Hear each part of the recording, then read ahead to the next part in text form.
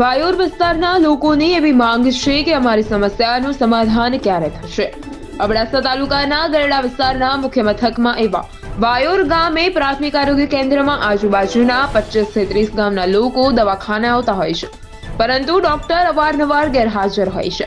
Ambulance સેવા પણ ઘણા સમયથી બંધ છે, તે પણ ચાલુ કરવા તેમજ પીએચસી અને સીએચસીમાં પણ અપગ્રેડ કરવા માટેની લાંબા સમયની માંગણી પૂરી કરવા આ વિસ્તારના લોકોની માંગણી છે। Ramesh Bhanushali, GTV news, Naliya.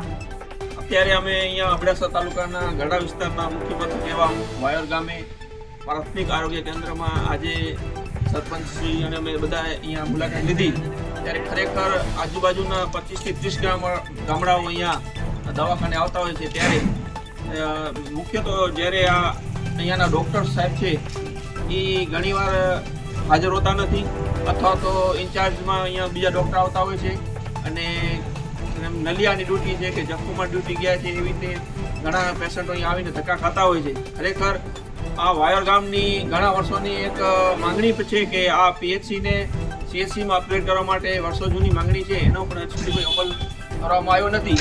ત્યારે ગામ લોકોની એવી માંગણી છે કે પરમાનન્ટ અહીંયા સ્ટાફ રહે। ઘણીવાર રાત્રે એમરજન્સીમાં જ્યારે કાંઈ એવો પ્રોબ્લેમ આવે પેશન્ટને, ત્યારે અહીંયા જો લોકલમાં સ્થાનિક જો અહીંયા સ્ટાફ રહેતો હોય તો તેમને પણ સુવિધા મળે, અને આજુબાજુના કેટલા ગામડાઓમાંથી જે દર્દીઓ આવતા હોય છે ત્યારે અહીંયા આવે તો અહીંયા ઘણીવાર સ્ટાફ હાજર હોતો નથી। તેથી જો અહીંયા પરમાનન્ટ સ્ટાફ રહે તેવી અમારા સર્વે ગામ લોકોની આ વિસ્તારની માંગણી છે।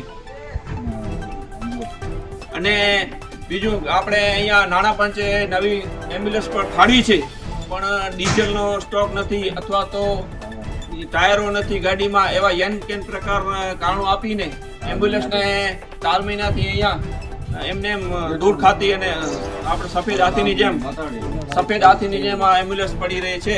તો એ પણ એમ્બ્યુલન્સ છે સેવા આ વિસ્તારને જલ્દીથી જલ્દી મળે એવી ગ્રામજનોની માંગણી છે।